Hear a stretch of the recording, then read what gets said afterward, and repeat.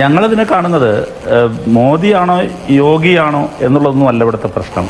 RSS മുന്നോട്ട് വയ്ക്കുന്ന ആശയവുമാണ് ഇന്ത്യക്ക് അപകടം. ശശിയെ എന്നാണ് ഈ പറയുന്നത്? ആ ആശയത്തെ തോൽപ്പിക്കാനുള്ള സമരമാണ് യഥാർത്ഥത്തിൽ നമ്മൾ ശക്തിപ്പെടുത്തേണ്ടത്.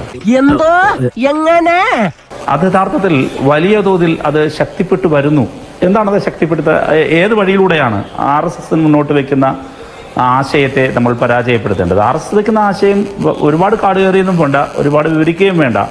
അത് പ്ലൂറലിസത്തെ ആകെ ഇല്ലാതാക്കി ഏകശിലാത്മകമായ ഒരു രാഷ്ട്രം. ഇതാണോടാ നീ കണ്ടുപിടിച്ച ആനക്കാര്യം? അങ്ങനെയും പറയണമെന്നില്ല. ഒരു രാഷ്ട്രം, ഒരു ഭാഷ, ഒരു സംസ്കാരം എന്നെല്ലാം പറയുന്നൊരു ഏർപ്പാടാണ് BJP മനസ്സിൽ കാണുന്നത്.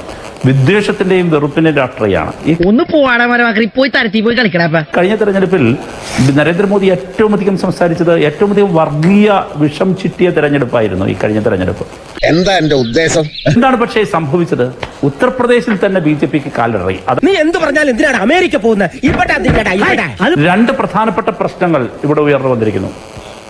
ഒന്നാമത്തെ പ്രശ്നം, RSSനെ പോലും വിഴുങ്ങാൻ പ്രാപ്തനായി നരേന്ദ്രമോദി ഒരു വലിയ ഏകാധിപതിയായി മാറിയിരിക്കുന്നു. അതെ, ആദ്യം നീ നന്നാകാൻ നോക്ക്, എന്നിട്ട് മതി സ്വയം നന്നാകുന്നത്.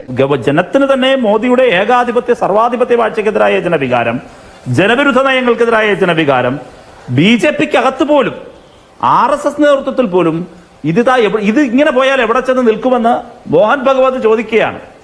മോഹൻ ഭഗവത്തിന് അങ്ങനെ തോന്നിയാൽ ഇന്ത്യക്ക് പിന്നെ എങ്ങനെയായിരിക്കും തോന്നുക? എനിക്ക് ചൊറിഞ്ഞ് വരുന്നുണ്ട് കേട്ടോ. അപ്പോൾ ഇവരെ അധികാരമേൽപ്പിച്ചാൽ ഇതുണ്ടാകുന്നത് സർവനാശത്തിലേക്കും സർവാധിപത്യത്തിലേക്കും പോകും എന്ന ജനതയുടെ തിരിച്ചറിവാണ് യഥാർത്ഥത്തിൽ ഈ വലിയ തിരിച്ചടിക്ക് BJPക്ക് കളമൊരുക്കിയത്.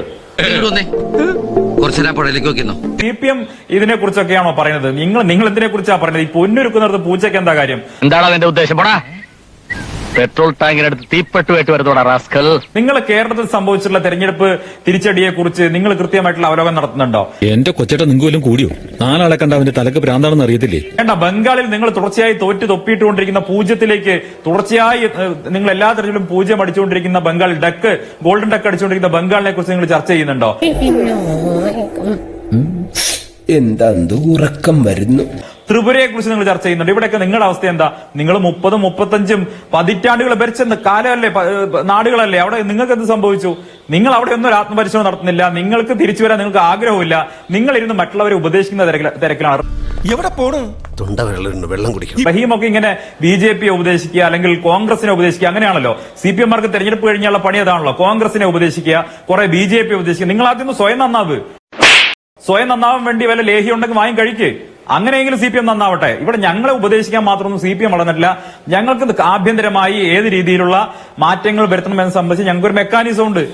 അവമാനിക്കരുത്, ഞാൻ നല്ലൊരു കുടുംബത്തിൽ പറഞ്ഞവനാണ്. നീ നല്ല കുടുംബത്തിൽ പറഞ്ഞു, ഞാൻ പിന്നെ മറ്റേ കുടുംബത്തിൽ പറഞ്ഞു. അനൌദ്യോഗികമായിട്ടെങ്കിലും പ്രതിപക്ഷ സ്ഥാനത്തുണ്ടായിരുന്ന കമ്മ്യൂണിസ്റ്റുകാര് അവർക്ക് താല്പര്യമുള്ള, അവർക്ക് വളരെ അവരുടെ ഏറ്റവും നല്ല ടെറൈനുകളിൽ മാത്രം അവർ രാഷ്ട്രീയ പ്രവർത്തനം നടത്തി.